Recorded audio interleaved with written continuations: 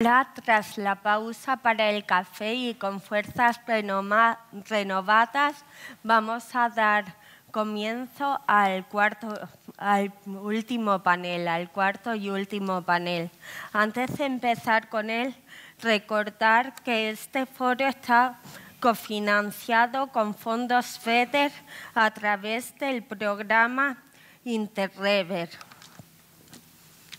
Bueno, pues el último panel se llama el aprovechamiento del bosque.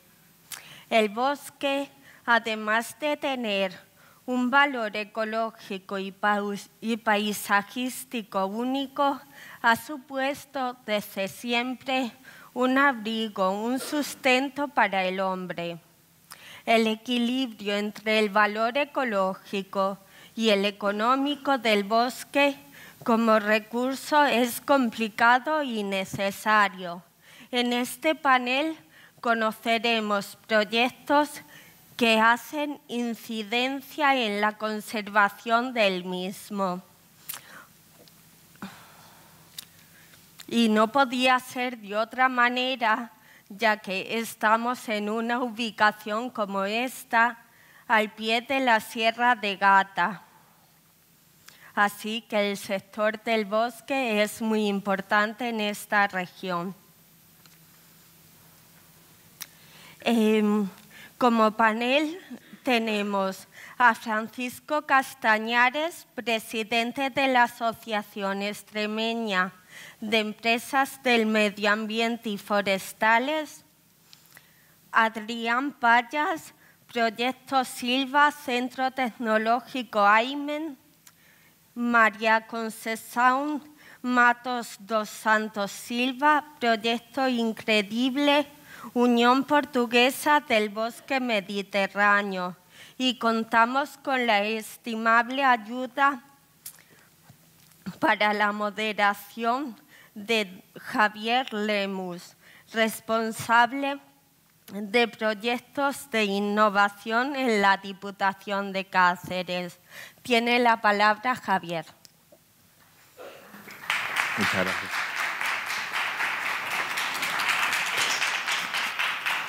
Buenos días a todos y a todas. Buen día. Muchas gracias por permanecer todavía aquí hasta estas horas. Y me vaya a permitir que para introducir este panel haga una pequeña conceptualización de algo que todos hemos ido a hablar alguna vez y que quisiera que sirviera para introducir el panel. Todos hemos ido a hablar del desarrollo sostenible y ya me han hablado de equilibrio de alguna manera. Pues desarrollo sostenible no deja de ser un desarrollo que busca el equilibrio en los tres vértices de un triángulo. Por una parte, un desarrollo económico, por otra parte, un desarrollo social y, por otra parte, un desarrollo ambiental. En relación al desarrollo económico, ya cuando entramos en la Unión Europea, cuando Jacques Delors habló de los nuevos yacimientos de empleo, que algunos pensamos que todavía siguen siendo nuevos yacimientos de empleo, se hablaba del medio ambiente como una fuente de empleo. Yo creo que Francisco nos hablará un poco en relación a eso, cómo puede el medio ambiente producir bastantes empleos. En relación al desarrollo económico, está claro que lo importante para que un territorio pueda sobrevivir tiene que tener aportación económica. Para la economía es muy importante la innovación. Por eso tenemos dos experiencias bastante interesantes, como la I+D+I, la innovación, el desarrollo tecnológico y la innovación, hace que las empresas puedan ser más competitivas y que se pueda ser más eficiente con esos recursos. Y por otra parte, el otro vértice del triángulo es el aspecto medioambiental. Últimamente también estamos hablando mucho de esa economía verde o economía circular. Hemos visto experiencias de cómo aprovechar los residuos. Está claro que tenemos que hacer actividades en los territorios, pero que sean actividades que no utilicen todos esos recursos, que los recursos que tenemos, que en este caso vamos a hablar del bosque como un recurso, duren para siempre, para otras generaciones. A eso se refiere ese equilibrio, un equilibrio económico para ser competitivos, un equilibrio social para crear empleo y un equilibrio medioambiental para que las actividades que se hagan en los territorios sean duraderas en el tiempo. Sin más, con esta pequeña introducción voy a pasar la palabra a Francisco Castañares. Francisco Castañares tiene un currículum bastante amplio en distintos sectores, ha trabajado en la administración, en medio ambiente, ha sido director general de medio ambiente ha sido también, tiene una faceta sindicalista, una faceta de política tanto regional como política local y en la actualidad es CEO de la empresa Macorela SL. ¿Vale? Yo creo que nos va a hablar de algunos aspectos muy interesantes sobre el bosque como un recurso y como un recurso que puede solucionar determinados problemas que ocurren en el bosque. ¿Vale? Sin más, muchas gracias, Francisco.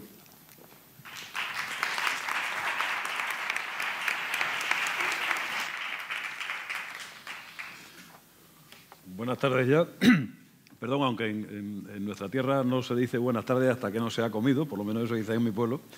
Buenas tardes, un placer estar aquí en este cuarto Foro Mundial de la Innovación Rural, al que amablemente me han invitado desde la organización para intentar hablar de algo que es tan necesario como conocido por la propia sociedad del medio rural y abandonado también a lo largo de los años por los propios habitantes de los entornos rurales. Es el aprovechamiento del bosque, algo que tiene tanto recorrido y tanta historia como la propia historia de la humanidad. El calor de la leña y de la madera ha servido para calentar los hogares a lo largo de la historia y ha servido también para hacer de comer, de desayunar, de merendar y de cenar a lo largo de la historia hasta hace 30 o 40 o 50 años. Esa variable es la que explica precisamente el hecho de que los incendios forestales, sobre todo los grandes incendios forestales, son una cosa relativamente reciente. Es decir, hablar de evacuaciones de municipios, hablar de riesgo para la vida humana, hablar de decenas o centenares de miles de hectáreas que se queman de una sola vez en un solo incendio, es una cosa a la que todavía no acabamos de acostumbrarnos. Es decir, nos sigue pareciendo realmente increíble y seguimos pensando que ocurre lejos de nosotros, no ocurre aquí, en nuestro entorno. Hasta que hace escasamente un año y poco, un año y medio, menos de un año y medio, a 100 y pocos kilómetros de aquí, en Pedrogao Grande, bueno, pues hubo un incendio absolutamente bestial que acabó, entre otras cosas, con más de 55.000 hectáreas quemadas en muy poco espacio de tiempo y, lo que es peor, 65 vidas humanas perdidas en solo unas horas de progresión de un incendio que no conocíamos hasta ese momento que se pudiera producir.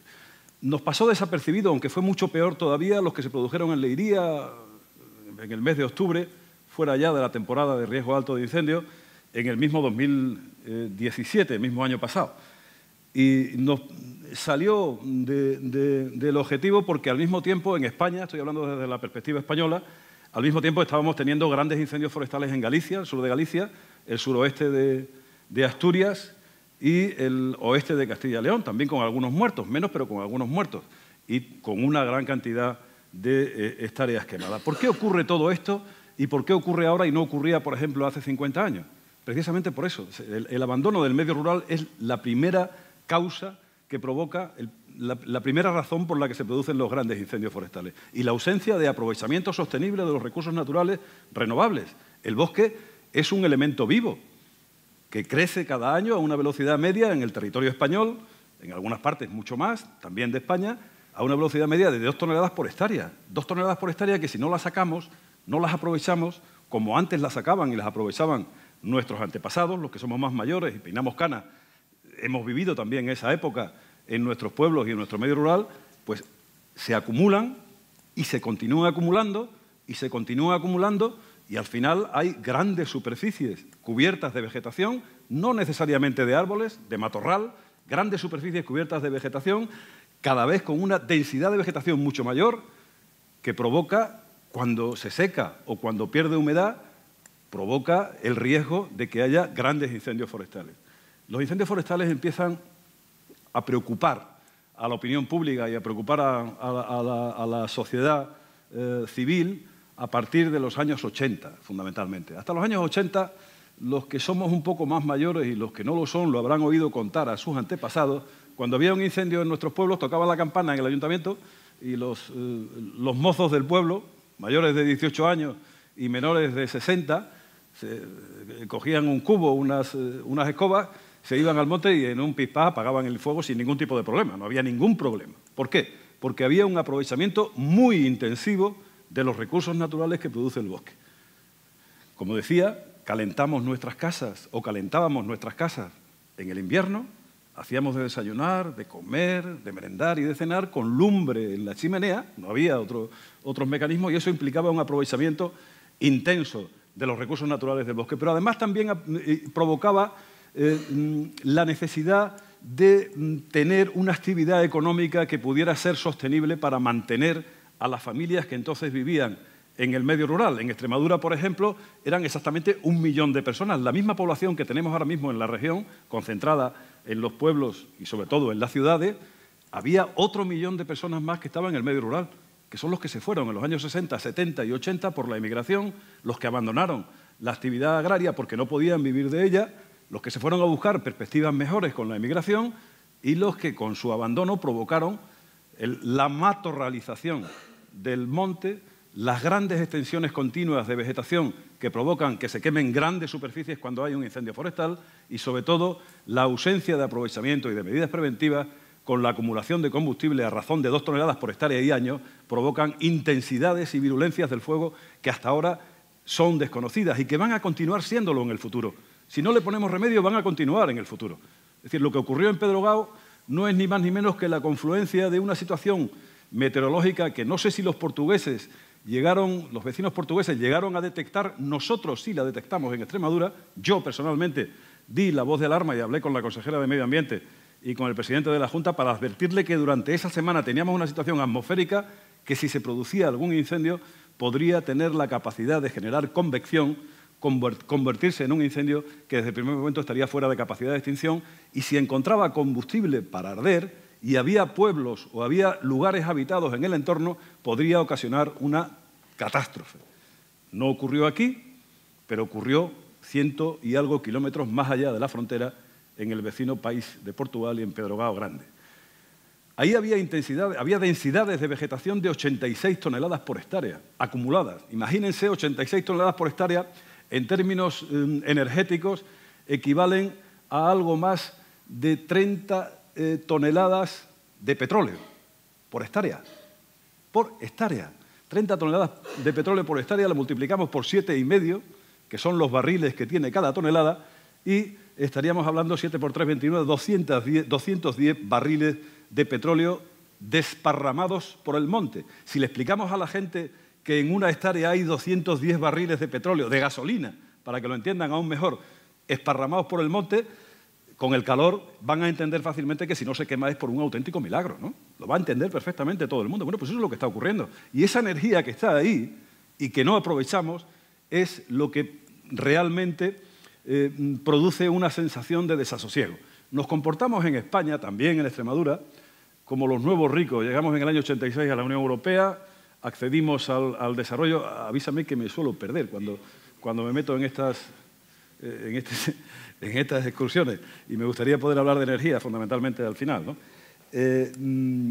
Llegamos a Europa en el 86, como digo, nos desarrollamos con las infraestructuras, llegó el progreso, llegó el estado del bienestar y a partir de ese momento nos comportamos como nuevos ricos. Abandonamos el brasero de Picón, está bien, pero no lo cambiamos por una estufa de pellets o una estufa de astilla. Abandonamos la lumbre de la chimenea con lo bonita que es, que acaso ahora se ha recuperado, pero simplemente por lo bonito que queda en el salón de la de la casa a pesar de la suciedad que aporta con el humo y la ceniza y el problema de combustión que tienen, y nos apuntamos al petróleo, nos apuntamos al gas, nos apuntamos al gasoil, a estas cosas tan modernas que, por cierto, son mucho más caras de extraer que la biomasa.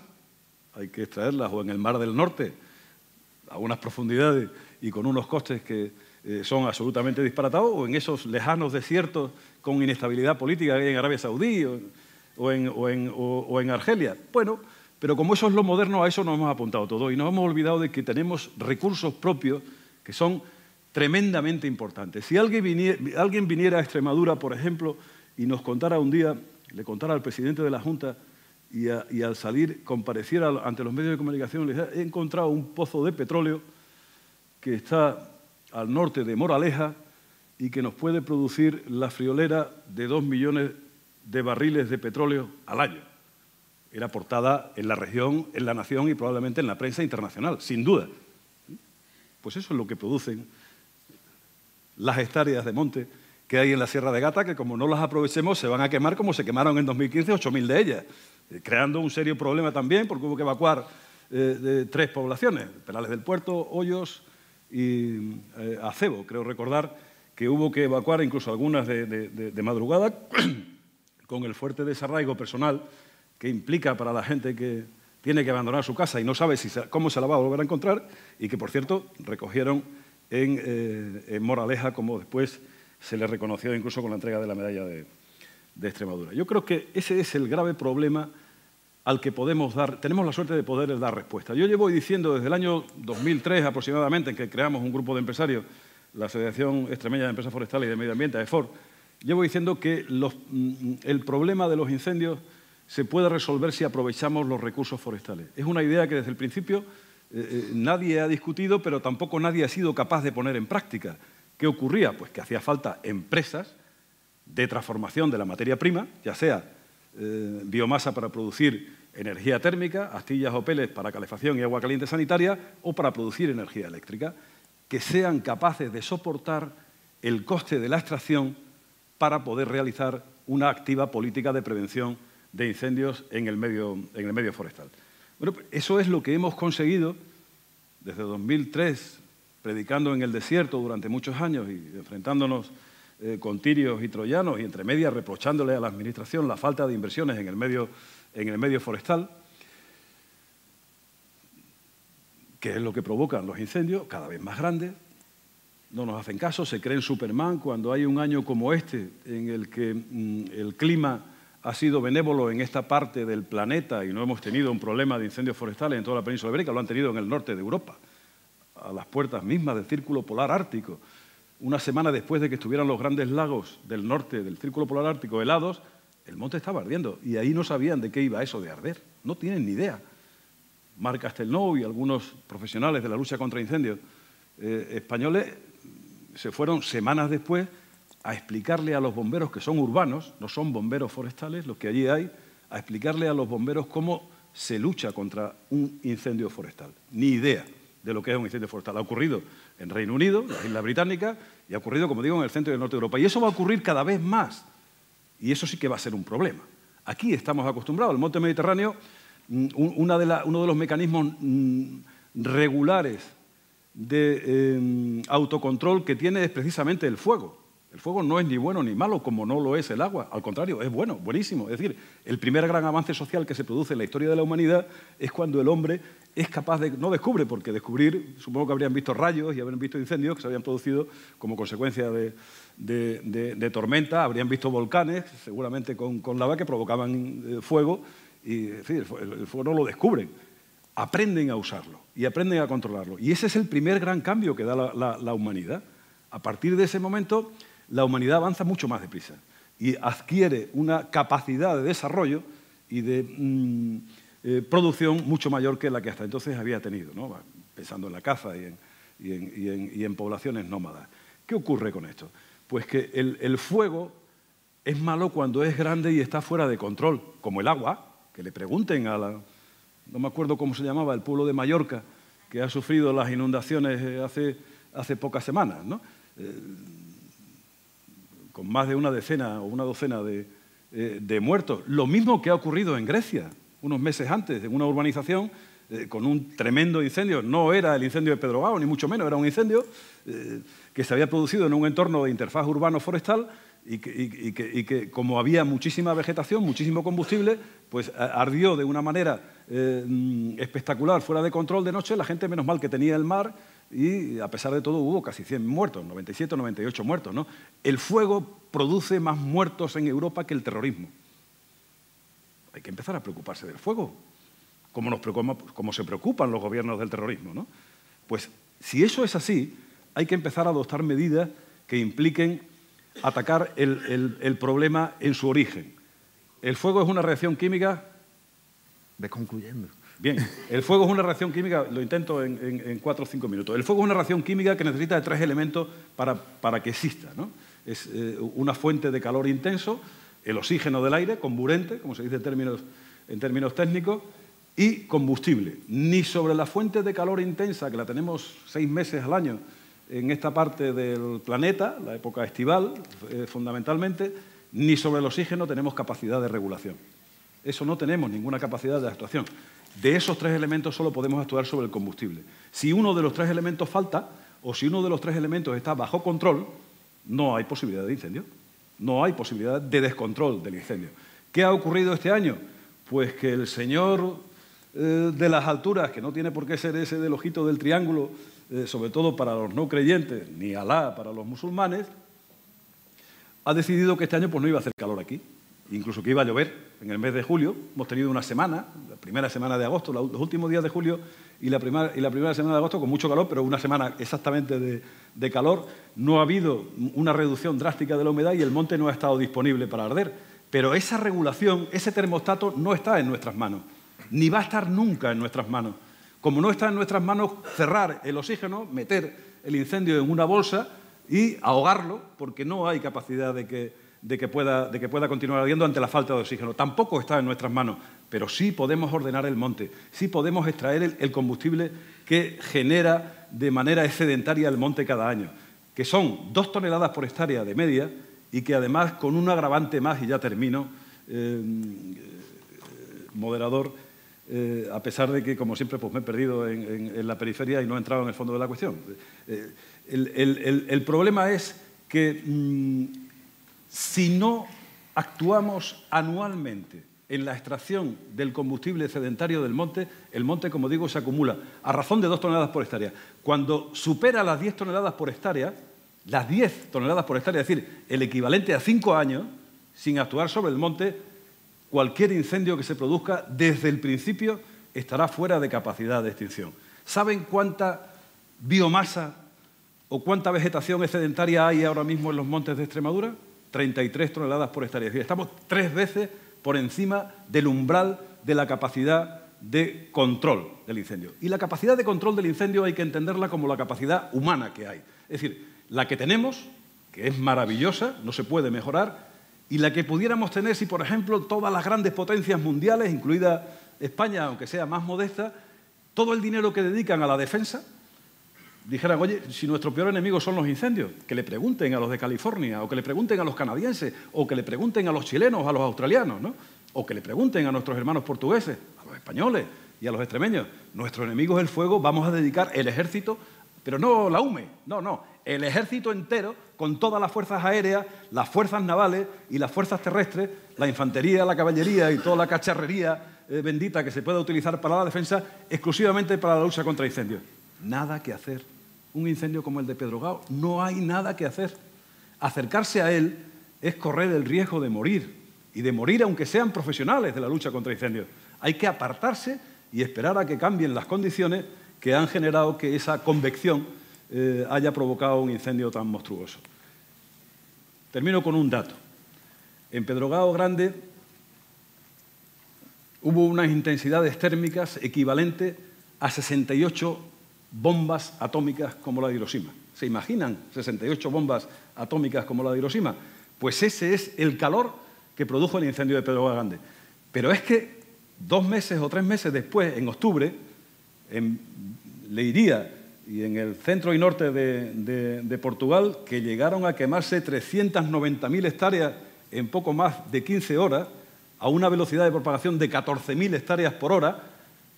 Para que se hagan una idea, el Parque Nacional de Monfragüe entero se quema en 1 hora y 10 minutos, entero, no un trozo, entero.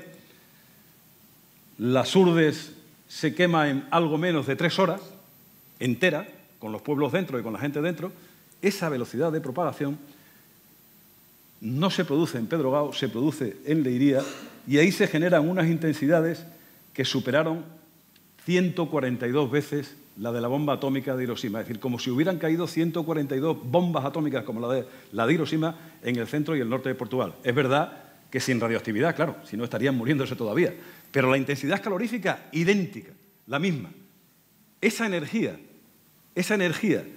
es perfectamente aprovechable para nuestro bienestar y para desarrollar nuestras poblaciones. Y es a lo que nos estamos en este momento dedicando en cuerpo y alma. Moraleja tendrá una planta, 2 semanas o 3 semanas estaremos en condiciones o estarán en condiciones las empresas de empezar la construcción, una planta de pellets de 70.000 toneladas por hectárea.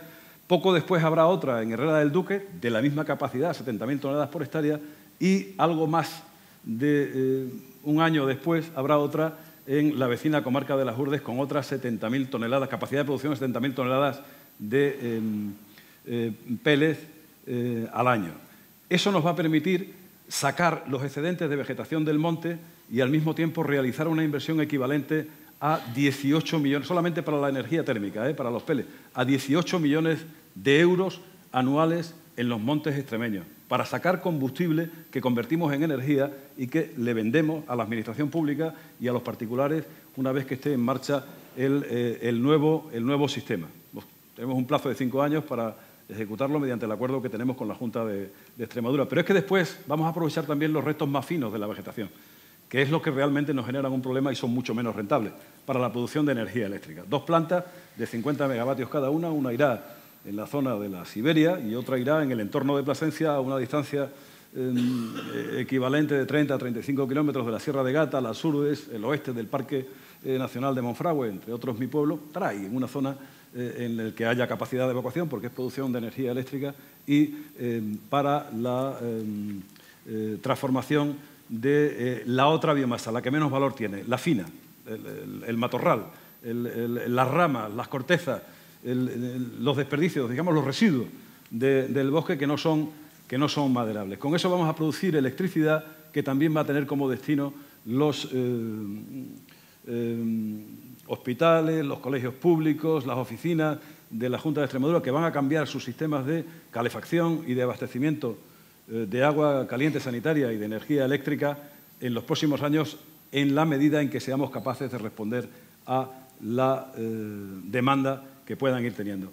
Cogemos los excedentes de vegetación del monte que nos crean un problema incluso para la propia vida de la gente que vive en el medio forestal, los quitamos, convertimos los montes en espacios resistentes al fuego y los certificaremos, con una certificación específica con AENOR en la que estamos trabajando, certificaremos que los montes que hagan el trabajo que nosotros hayamos diseñado serán montes resistentes al fuego, habrá fuego, se quemarán unas hectáreas, pero se quemarán unas hectáreas como hace 50 años se quemaban. Es decir, los 4 mozos que queden en los pueblos, que encima ahora ya son unos magníficos bomberos forestales, por cierto, que están en lucha permanente por la defensa de sus intereses y de su propia categoría profesional, que ya tiene que ver que no se les reconozca la categoría profesional de bomberos forestales a los que están entregando sus vidas por defender nuestros montes y por defender también nuestras poblaciones, pues serán incendios que no quemarán más allá de 50, 60, 70, 80 hectáreas.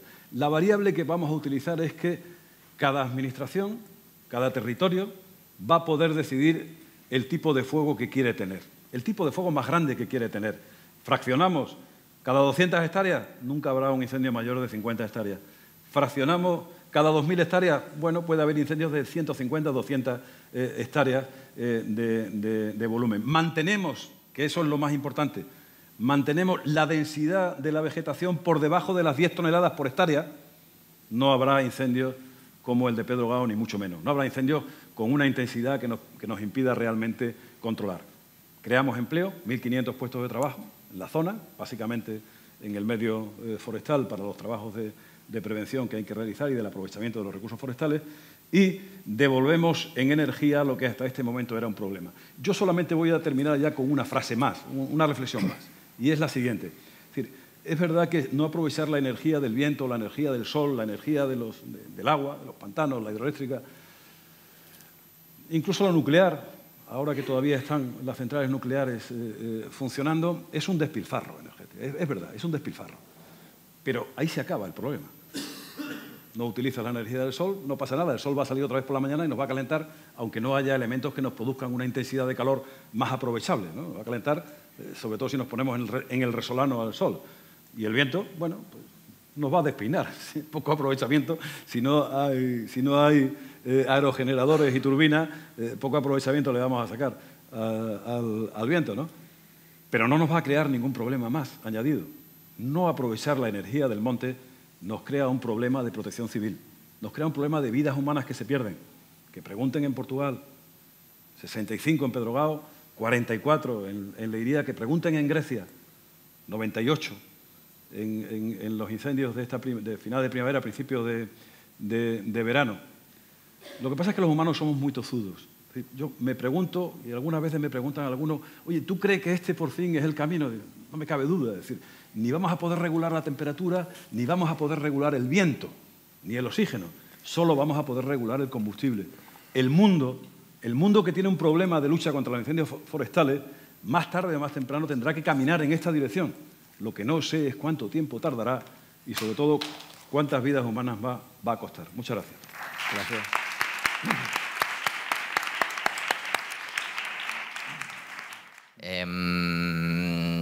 Quería preguntar una cuestión a Francisco Castañar y también fundamentalmente a Javier, como representante un poco del territorio.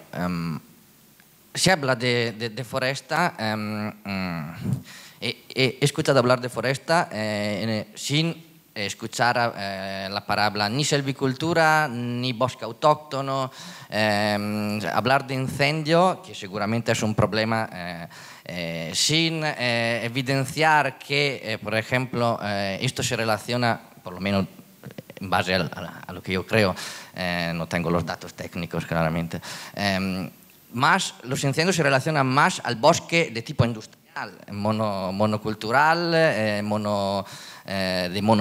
la misma edad, encuentra no sé, de la dehesa que no escuchas mucho a menudo incendiarse. Mi pregunta es, premiso que es importantísima la cuestión económica y premiso que claramente el territorio, como está actualmente, necesita seguir trabajando en esa cosa. Mi pregunta es, ¿no hay en el sentido, por ejemplo, la Urdes? Vamos a la Urdes y vemos que hay un montón de pinares de tipo industriales, claramente. Yo entiendo perfectamente que el sistema para disminuir el riesgo de incendio es trabajar ese bosque. Pero mi pregunta es, ¿hay una idea de qué hacer después con ese bosque? ¿O seguimos el mismo tipo de cultivo de ese bosque, que fundamentalmente es tampoco... pensando a un futuro turístico también, o al collegamento con la parte portuguesa, en el sentido, no sé si hay una perspectiva, además de la cuestión económica, que es importantísima y fundamental, porque si no, no nos movemos. No sé si he alcanzado a explicarme. Lo siento, a veces. Sí. Ay, lo siento. A ver, es verdad que influye el tipo de vegetación, sin duda. Los que vivimos en el campo, hemos vivido en el campo y hemos intentado en estos inviernos fríos, cuando estamos por ahí, encender con prudencia una pequeña lumbre para calentarnos, si estamos, nos damos cuenta de que podemos tener una leña maravillosa de encina, gorda, incluso seca, en buena disponibilidad para arder, pero como no tengamos combustible fino, altamente inflamable, no somos capaces de prender fuego. Esto lo han solucionado ahora con las pastillas estas que huelen a gasoil, a cosas raras que llevamos cada uno en la mochila, pero en mi pueblo lo llamaban encendajas, ¿no? Que son las escobas secas, las aulagas secas, que las comprime y eso enseguida tiene una inflamabilidad alta y te ayuda a que el combustible más grueso se prenda. Eso es lo que ocurre exactamente con los incendios forestales. Es decir, que hay una gran superficie continua de vegetación encima con un único combustible que es altamente inflamable. Por ejemplo, los pinos, por ejemplo, los eucaliptos, que tienen además aceites esenciales y que contribuyen a echarle, digamos, más combustible al fuego, más inflamabilidad al fuego. Sin duda que el incendio será más intenso. Pero eso nos sirve fundamentalmente para que el incendio se consolide. Cuando el incendio se viene arriba, hablando en términos populares, cuando el incendio se viene arriba, del tipo de combustible da igual. Incluso el mosaico da igual. Es decir, el mosaico, que es efectivamente la combinación de espacios con vegetación densa, con vegetación mucho más abierta, con zonas de cultivo, sin vegetación, sin matorral y sin vegetación arbóreo, es efectivamente digamos, el ecosistema, el tipo de ecosistema ideal para prevenir los incendios forestales, para evitar los grandes incendios forestales. Ese es nuestro diseño, precisamente. Pero si hay alguna zona con combustible suficiente para provocar que un incendio se convierta, por ejemplo, en incendio convectivo de sexta generación, como ocurrió en Pedrogao o como ocurrió en Leiría, en Portugal el año pasado, da igual el tipo de vegetación y da igual el mosaico, no funciona. No funciona. Al final es una reacción química tan potente, con tanta intensidad calorífica, que no hay manera de pararla. Es verdad que hablamos de términos económicos y el dinero es fundamental. Hasta ahora, ¿qué estábamos haciendo? ¿Qué estaban haciendo las administraciones públicas? Yo llevo muchos años reivindicando a la Junta de Extremadura, al Gobierno del Estado español, que inviertan más dinero para, efectivamente, reducir la densidad del combustible y fraccionar su continuidad para evitar que haya grandes incendios forestales. Y encima, bueno, pues para dinamizar la economía rural, para ayudarnos a fijar población al medio rural. El Estado, no digamos ya los particulares, que eso sí que no invierten generalmente, salvo que tengan una actividad económica relacionada con aprovechamientos de frutos o de maderas nobles, hablaban antes de nogal y de cerezo negro americano, maderas nobles, producciones agrarias, castañas, etcétera. Obviamente hay un recurso, una rentabilidad y hay un poquito más de inversión. Pero la realidad extremeña, la realidad española, me imagino que la realidad portuguesa la conozco menos, es que el dinero que se invierte en los montes es dinero siempre público. El que invierte en la administración pública, es decir, sale de nuestros impuestos, de los impuestos de los europeos. Pero es que lo que invierten los privados también, porque los privados no invierten si no hay subvención, es decir, lo que invierten es la subvención, el dinero que le da el erario público para que realicen actividades de mantenimiento. Eso es absolutamente insostenible, y que además provoca en épocas de recesión, como la que hemos vivido en estos últimos 10 años y seguimos viviendo. Oye uno decir que ya hemos salido de la crisis de hace algún año, pero yo no veo los efectos hayan cambiado, ¿no? Los efectos nocivos de la crisis no han cambiado, el gasto público no se incrementa. Yo no veo que haya una inversión forestal mayor prevista para el año que viene que la ha habido para hace 5 años y de ahí para atrás, no. Al contrario, cada vez más recortes porque hay otras muchas necesidades históricamente aplazadas, necesidades sociales, sanitarias, de educación, que tienen una mayor demanda social y que aprietan el zapato de los gobernantes cada día. Los incendios, al fin y al cabo, solo lo aprietan de junio a octubre, generalmente, en esta parte del territorio. Bueno, luego llega el invierno y se nos olvida. Los incendios se apagan en invierno, dicen la voz popular, ¿no? Se apagan en todo tiempo. Pero bueno, es verdad. La inversión hay que hacerla cuando no arden, para que cuando estén en condiciones de arder ya no haya que quemarse, o no haya tanto que ayudar a quemarse. No está mal como reflexión, pero eso lo decimos en verano, cuando arde la Sierra de Gata y se queman 8.000 hectáreas y hay que evacuar a 4.000 personas de 3 pueblos y traerlos a Moraleja. Pero luego llega octubre, llega noviembre, llega diciembre y ya se nos ha olvidado. Mosaico, ¿sí? Una cosa muy bonita. Cabras, las cabras bomberos. Hay algunos espectáculos del sentir popular. Felipe González, el expresidente del Gobierno, lo decía el otro día en Villafranca de los Barros, hablaba de respuestas simples a problemas complejos. Simples, no sencillas, que hay una diferencia muy importante. Yo intento explicar con sencillez para que todo el mundo entienda lo que quiero decir, pero no doy respuestas simples, al contrario, son muy complejas, ¿no? Los incendios se apagan en verano, hay un incendio enseguida el pirómano, para que no miremos a la administración, pirómano, y todo el mundo mira para allá, no me mira a mí, que soy el responsable de la gestión forestal. Yo lo he sido, 5 años en esta región, yo lo he sido, y sé lo que es, ¿no? Todos los políticos del mundo, todos los responsables de gobierno del mundo, de todo el mundo, verán cuando hay un incendio, Bachelet en Chile, Valparaíso, se queman 300 hectáreas, 75 muertos, 35 poblaciones arrasadas, pirómanos. Feijóo, el año pasado en Galicia, había un gallego entre nosotros. Feijóo, el año pasado, un ataque terrorista. Al lado los portugueses dimitió la ministra. y asumió la responsabilidad política como corresponde, ¿no? Los asturianos se callaron. Aprovechando que unos estaban hablando de terrorismo y los otros dimitían, no dijeron absolutamente nada.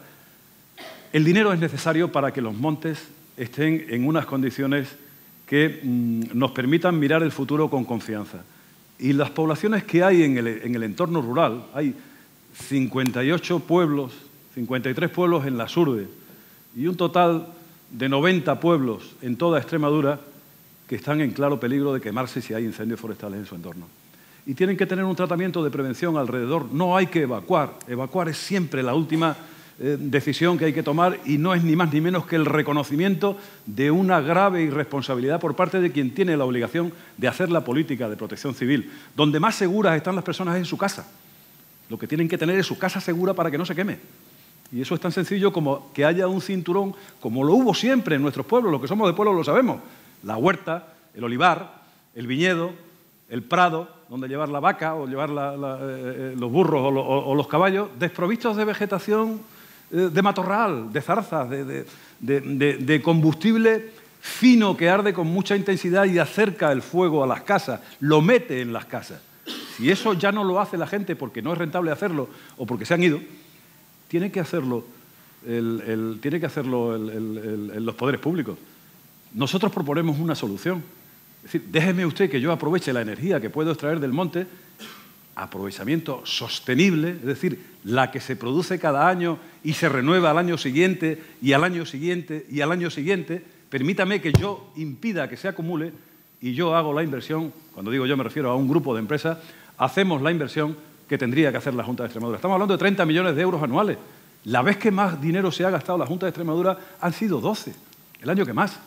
Con 12 millones de euros anuales, si se hicieran todos los años, bueno. Pero oiga, cada año hay 2 toneladas más de combustible. Cada año hay 2 toneladas más de combustible por hectárea. Multipliquen por 2,8 millones de hectáreas que tiene la región o por 27 millones de hectáreas que tiene forestales que tiene España y verán la cantidad de combustible que hay y echen la cuenta a razón de 0,4 toneladas de petróleo por cada tonelada de biomasa y de 7 barriles y medio por cada tonelada de petróleo. Le saldrán 100 millones de barriles anuales en España y entre 6 y 7 millones de barriles anuales en Extremadura. El 20% de nuestra demanda energética. De eso se trata y eso es dinero. Lo contrario es despilfarro y además poner en peligro a las poblaciones.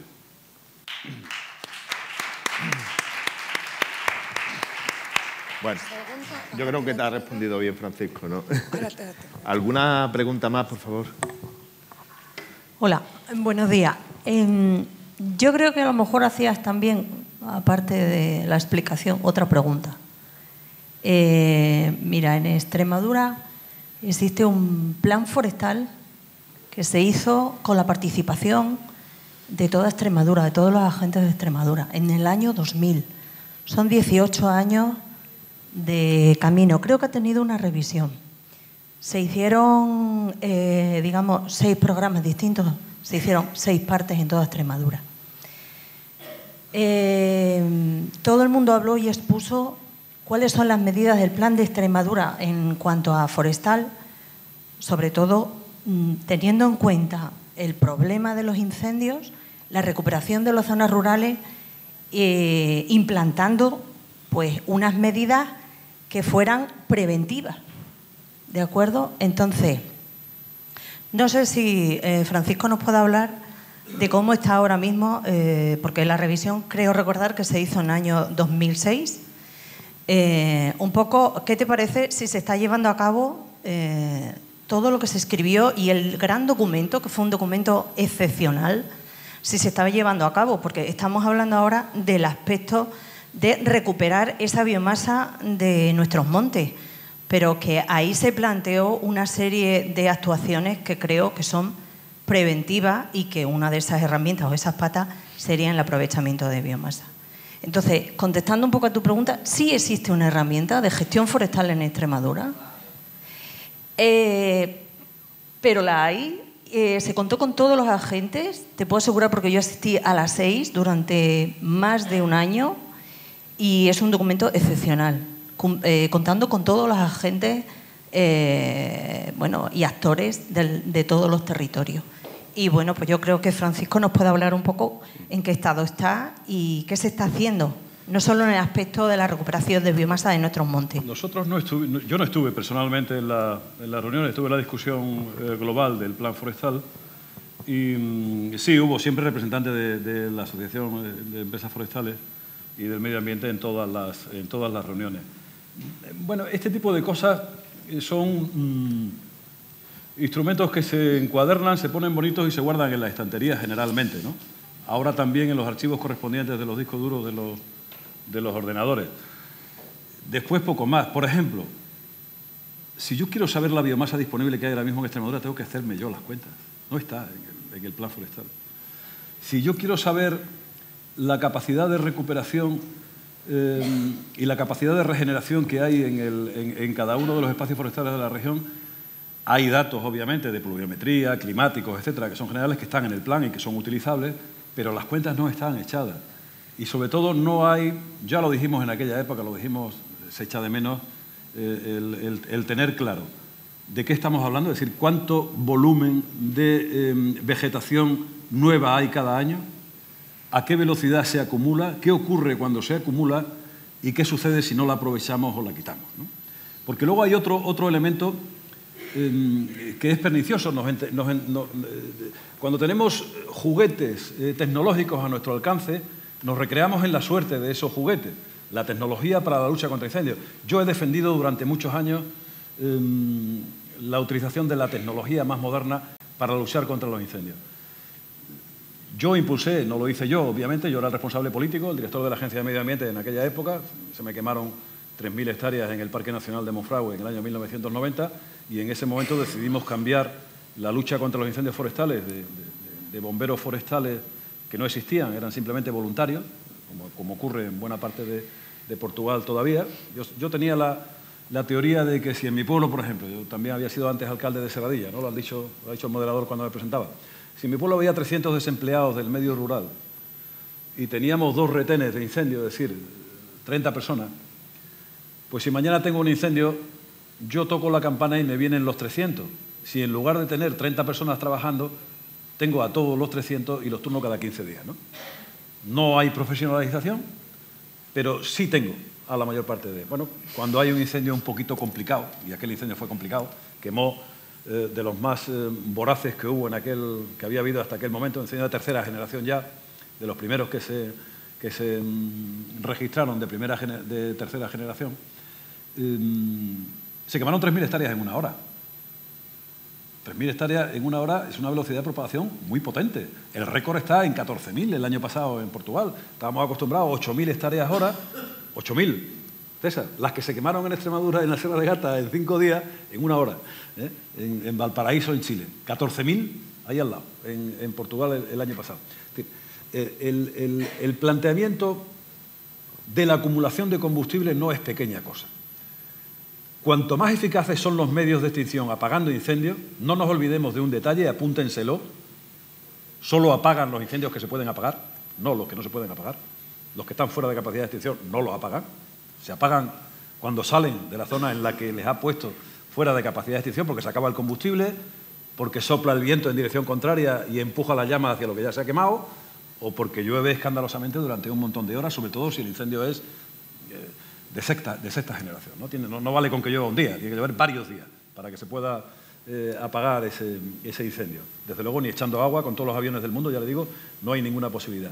Cuanto más eficaces son los medios de extinción, apagando los pequeños fuegos, que son los que pueden apagar, más grande será el incendio que vendrá. Por una razón muy sencilla. Se lo han apuntado, cuando lo he dicho anteriormente, 2 toneladas por hectárea año. Si no la sacamos, ni dejamos que se quemen, al año que viene habrá 4, dentro de 2 años habrá 6, dentro de 3 años habrá 8, dentro de 4 años habrá 10 y ya se acabó. Si hay un incendio y hay más de 10 toneladas por hectárea y el incendio se consolida, es decir, pasa más de media hora desde que se prende y hay viento o se mueve a favor de pendientes, se convierte en convectivo y ya nos podemos despedir. Es decir, cuanto más invirtamos en la extinción, más grandes van a ser los incendios del futuro. Eso es un error que yo he cometido. Han cometido todos los servicios de extinción del mundo, todos, hasta el Cal Fire de California, el más eficaz del mundo. En 1990 se nos queman 3.000 hectáreas en Monfragüe y después pusimos los técnicos en las comarcas, medios aéreos de ataque con transporte de agua y bomberos profesionalizados, entrenados, bien entrenados. A mí no me preocupaba que se supieran el artículo 14 ni el 28 de la Constitución Española o el Estatuto de Autonomía. Yo lo que quería es que corrieran y que supieran qué tenían que hacer para enfrentarse a un incendio. Y con ese criterio lo seleccionamos. Bueno, pues si ustedes repasan las estadísticas, verán que en el año 90 hay 3.000 hectáreas de un gran incendio forestal en Monfragüe, aparte de otras muchas más, y verán que en el año 91 hay 450, 500 hectáreas, superficie total quemada durante todo el año, y así 600 el año que más, años muy, muy duros. Por ejemplo, en el año 94 en España se quema 500.000 hectáreas. A mí me llama el presidente del Gobierno, Felipe González, todavía estaba Felipe González, para que le explicara a los responsables de extinción de incendios qué habíamos hecho en Extremadura, porque aquí se nos quemaron 400 ese año, el año tan tremendo de España. Bien, hasta que llega 2003. Y en 2003 se nos queman 70.000 hectáreas. Incendio que viene de Portugal y entra por Valencia de Alcántara y La Codosera, incendio que viene de las Urdes y nos quema otras 9.000 hectáreas en las Urdes. ¿Qué ha pasado? ¿Por qué? He tardado 20 años, 20 años no, he tardado 15 años en encontrar la respuesta, preguntando unos y otros, ¿qué ha pasado? ¿Qué habéis cambiado? Algunos me decían, los bomberos tienen ya 10 tallas más que tenían cuando los seleccionamos, es decir, no han vuelto a hacer el mantenimiento. No, no es verdad. Algunos puede ser que sí, pero unos magníficos profesionales de lucha contra incendios. Ahora ya no hay 6 helicópteros como había en el año 91, que los traje yo, los contraté yo. Había 12 helicópteros con capacidad de transporte de personal y de agua. ¿Qué ha pasado? La paradoja de la extinción. Cuanto más eficaces son los medios apagando pequeños fuegos, más grande será el incendio que vendrá. ¿Por qué? Porque no dejamos que se quemara ni una hectárea más de la que éramos capaces de controlar. Y 2 toneladas por hectárea más cada año, 2 toneladas más por hectárea cada año, 1991, 92, 93, 94, 95, 96, 97, 98, 99, 2001, 2 y 3. 13 años por 2 hectáreas, perdón, por 2 toneladas, ¿son cuántas? 26 toneladas por hectárea había disponible en el momento en que se quema. Algo menos todavía de lo que hay hoy.